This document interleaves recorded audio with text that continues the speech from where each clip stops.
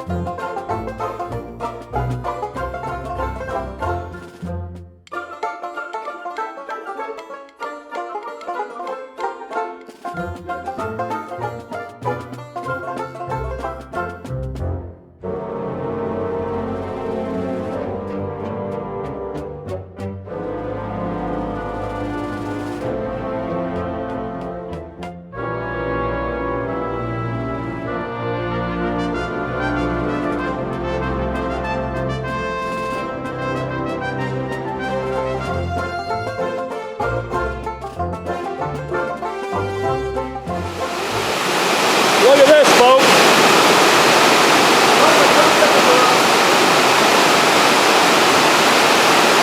He's the guy that let us park on his site over here, the Elk, in St. Augustine. And we decided to go underneath the outdoor patio. I wonder why. We were shooting the breeze inside, and I said, we're going to get wet.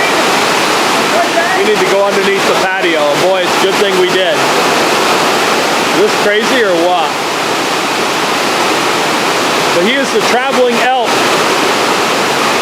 And he gave up his site and he's parked behind us over here now.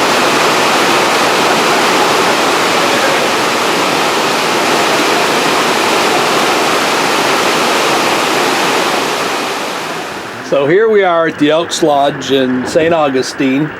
And as you can tell, the rain hasn't let up. And we are heading over to Faver-Dykes State Park. We unhooked the Prius from the car dolly. Car dolly's all hooked up. Got it in a GPS. I'm going to follow Christina over there and get checked in. And that's where we're going to be at Faver-Dykes State Park for the next 3 nights. So this is the road going into Faver-Dykes State Park. Look how much water's in the road. This is interesting. Driving on this dirt road back in the woods, probably close to a mile off of another back road.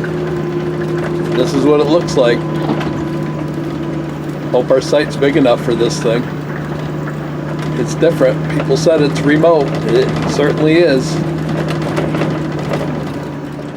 So these are the first buildings that I've seen since we started coming in here on this road.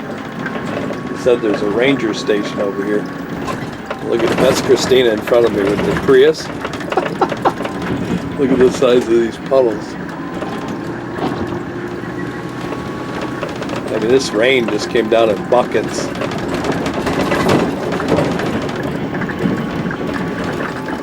You can hear the car dolly bouncing around back there. It's still there. This is different.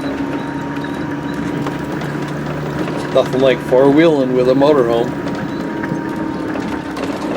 So when you come in here, it just seems like the road just keeps going, going, and going.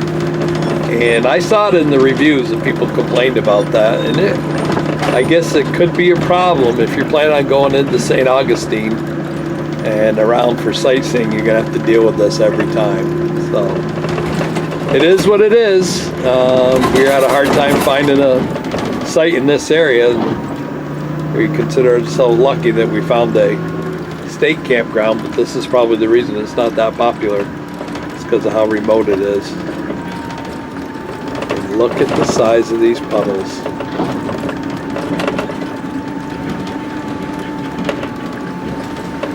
Wow.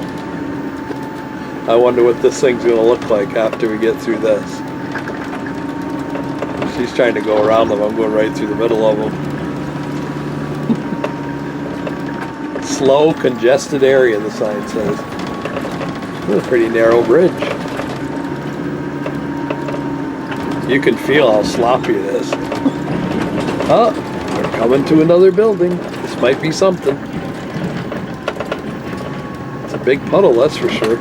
Look at the size of that puddle. Wow. I don't know where I have to pull into. I guess up here. Wow. It's gonna be like camping in a jungle. A rainforest.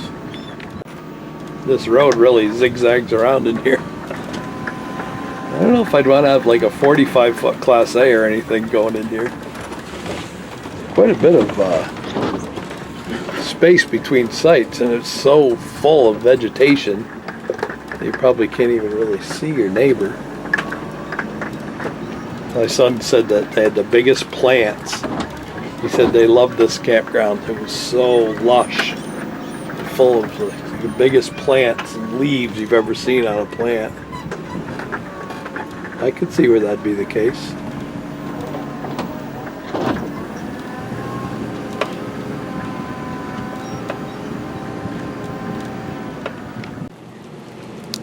So here we are, parked, and this is our site.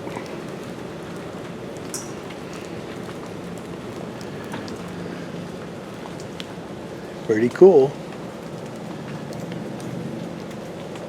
It's like being in a tropical forest, jungle. Like I said, you can barely even see that you have neighbors. We got 30 amp in water, and we just got done using the dumping station. So we're good to go.